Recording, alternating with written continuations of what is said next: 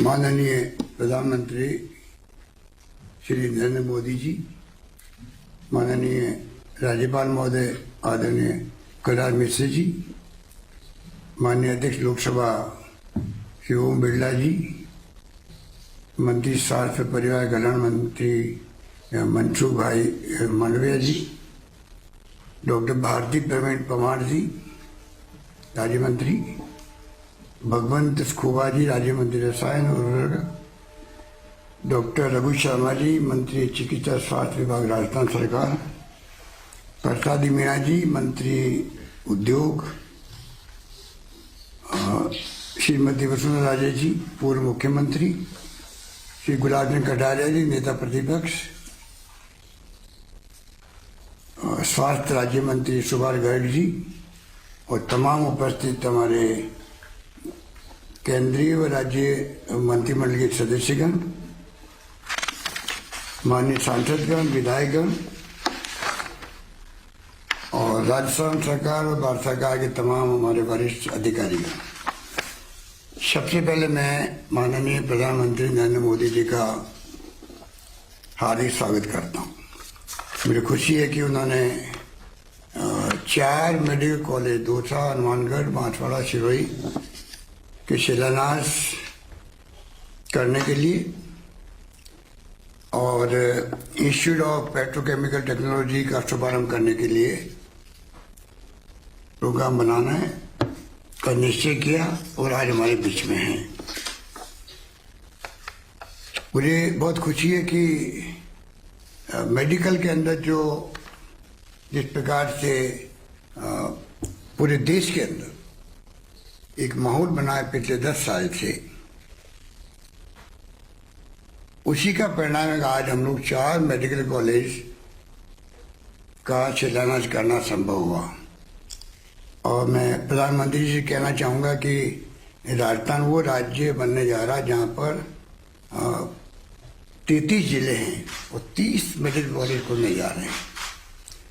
उसमें 15 तो चालू हो गए हैं और 15 2023 तक चालू हो जाएंगे। उसमें से 4 का आप शिलान्यास करने जा रहे हैं। अगर हम इतिहास में जाएं तो 1947 के अंदर खाली पंडित नेहरू के वक्त में खाली एक SMS जयपुर का जो है सवाई मानसिंह अस्पताल, वो मेडिकल कॉलेज खुला था। उसके बाद में लगातार जो ये फैसले हुए हैं, यूपीए गवर्नमेंट हो चाहे एनडीए गवर्नमेंट हो, ये नई सोच पैदा हुई कि हमें मेडिकल कॉलेज हर जिले में बनाना चाहिए और उसमें हम लोग बहुत आगे बढ़ रहे हैं। और मुझे खुशी है कि जिस गति से ये मेडिकल कॉलेज पूरे देश के अंदर, अभी आपके मनसुख भाई बता रहे थे, वो बातें मैं आपको रिपीट नहीं करना चाहूँगा।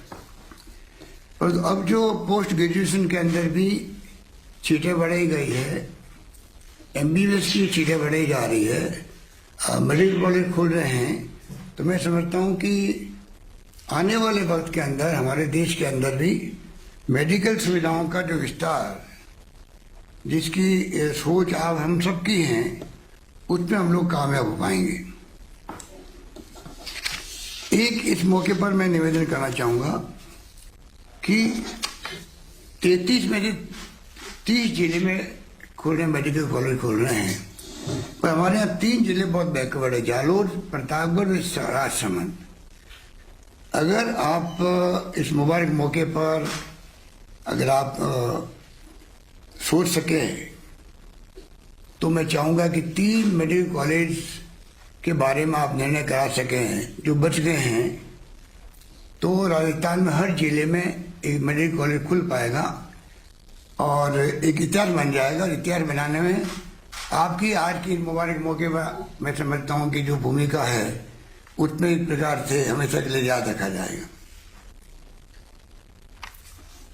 हमारे यहाँ जैसा भी मनसुख भाई बता रहे थे कि मेडिकल में हम लोगों ने काफ़ी ध्यान दिया, शायद आपकी जानकारी में होगा कि हम लोगों ने पिछली बार सरकार हमारी थी तब हमने फ्री मेडिसिन, फ्री टेस्ट प्रारंभ किए थे और अब हमने कैंसर, किडनी व हृदय रोग के बारे में भी हमने दवाइयों का निःशुल्क व्यवस्था करी है। MRI CT स्कैन भी हमारे यहाँ सीनियर सिटीजन के लिए फ्री व्यवस्था कर रखी है। आयुष्मान भारत योजना जो अपनी मेडिकल की है, उसको हमने प्रयास किया है कि इसका थोड़ा विस्तार राजस्थान में किया गया। अब राजस्थान पूरे प्रदेश वासियों को हम लोगों ने जिस प्रकार से पहले SECC और NFSA का आपने अभी भी निर्णय किया है, नेशनल फूड सिक्योरिटी एक्ट को भी शामिल कर दिया आपने, उसके लिए तो आपका धन्यवाद। और राजस्थान में एक नया प्रयोग हमने किया है कि हमने इसका और विस्तार कर दिया पूरे प्रदेश वासियों के लिए। ये 5 लाख की योजना लागू हो गई राजस्थान के अंदर, चिरंजीव के नाम से भी है। और इसका बहुत बड़ा असर है क्योंकि सोशल सिक्योरिटी एक प्रकार से टाइम आ गया, हम ज़्यादा आगे बढ़ाना चाहिए, क्योंकि हर व्यक्ति जो है, शिक्षा व मेडिकल 2 सेक्टर ऐसे हैं जहाँ पर हर व्यक्ति को अधिक से अधिक सोशल सिक्योरिटी के माध्यम से सुविधा मिले। ये हमारा प्रयास होना चाहिए और मैं समझता हूँ कि उस दिशा में आप आगे बढ़ रहे हैं और मैं समझता हूँ इस दिशा में और जितना संभव होगा वो हम लोग कर पाएंगे। कोरोना के अंदर भी आपको शायद इस बार का एहसास भी है कि राजस्थान ने कोई कमी नहीं रखी थी। जो निर्देश केंद्र सरकार ने दिए थे हमें, उनको हमने पूरा फॉलो किया। उसी कारण से हम लोग चाहे मृत्यु दर हो वो बहुत कम रही और रिकवरी रेट भी बहुत अच्छी रही थी। ऑक्सीजन की जो प्रॉब्लम आई थी वो भी हम लोगों ने अब जो है, अगर थर्ड वेव की संभावना जो व्यक्त की जा रही है एक्सपर्ट द्वारा, मैं उम्मीद करता हूँ कि अगर सब कुछ ठीक रहा तो हम लोगों ने अच्छी व्यवस्था कर रखी है।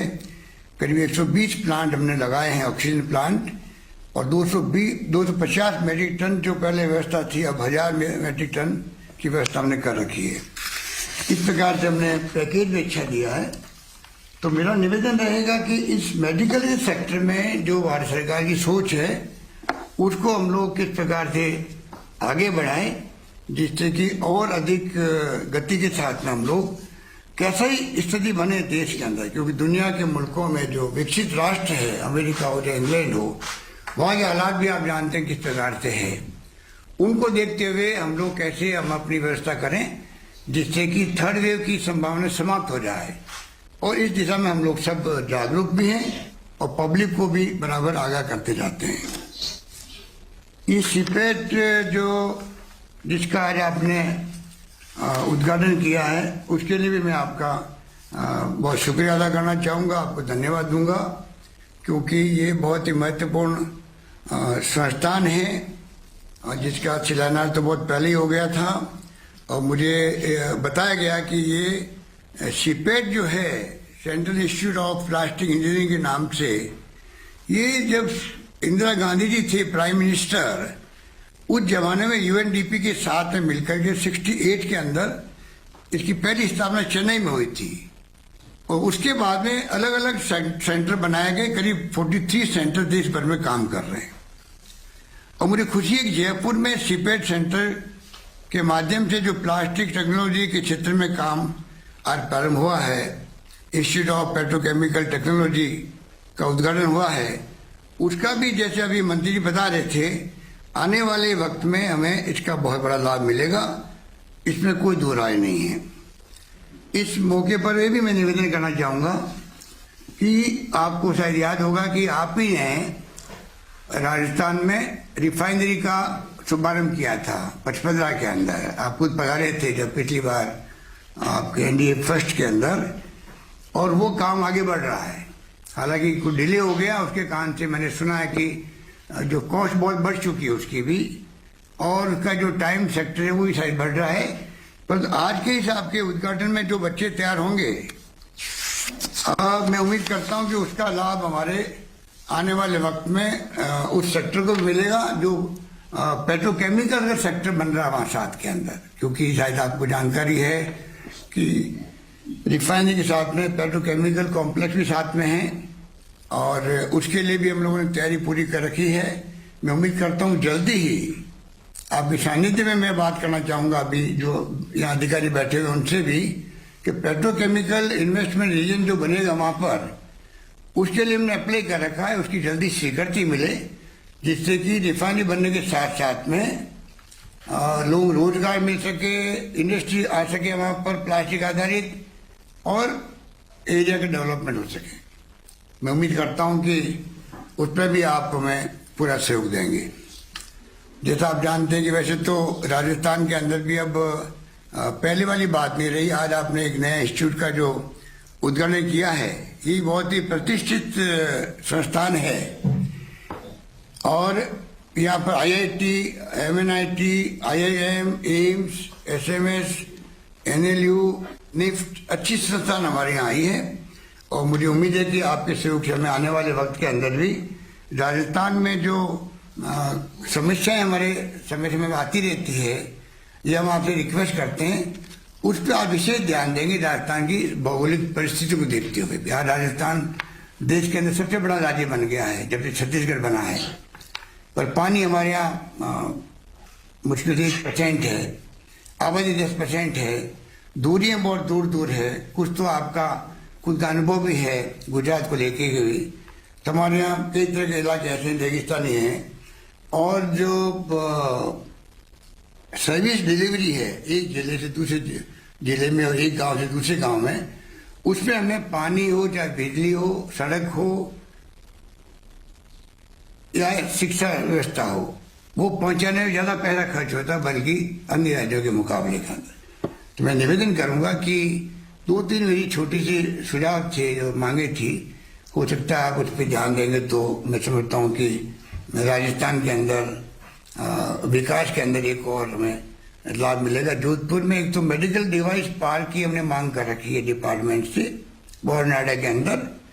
एक कोटा में bulk pharma and drug park के लिए जो आपकी स्कीम आपने शायद तय किया है भारत सरकार में, उसमें हम चाहेंगे कि राजस्थान को ये 2 इंस्टीट्यूट मिल जाए तो उसका हमें लाभ मिलेगा। अंत में मैं कहना चाहूँगा कि हमारे यहाँ RDPL एक कंपनी थी पहले भारत सरकार और स्टेट गवर्नमेंट की जॉइंट वेंचर में दवाएं बनाने की, वो कंपनी बंद पड़ी है कई सालों से। तो हमने मंत्री जी से भी रिक्वेस्ट की है कि भारत सरकार की कोई देनदारी उसके ऊपर होगी। अभी कोरोना के बाद में जो हालात बने हैं उस पर मैं चाहूँगा कि अगर ये उसमें कुछ सहयोग मिल जाए भारत सरकार का, जो उनकी देनदारी है वो समाप्त हो जाए और ये कंपनी रिवाइव हो जाए राजस्थान के अंदर, तो आने वाले वक्त में कैसी भी स्थिति बने, क्योंकि कोरोना में हमने महसूस किया कि किस प्रकार से दवाइयों की आवश्यकता भी होती है, उसमें हमें लाभ मिल सकता है। ये मैं आपसे मांग करना चाहूँगा और पुनः मैं अपनी ओर से राजस्थान प्रदेश जनता की ओर से मैं आपका हार्दिक स्वागत करता हूँ कि आपने मेडिकल कॉलेजेस 4 जिसका शिलान्यास करना आपने तय किया और एक और इंस्टीट्यूट जो अपनी प्रतिष्ठा बनाए हुए हैं इसको भी आपने चिपेट के इंस्टीट्यूट ऑफ पेट्रोकेमिकल टेक्नोलॉजी का शुभारंभ करने का आपने निर्णय किया। उसके लिए मैं आपका आभारी हूँ। धन्यवाद। जय हिंद। धन्यवाद।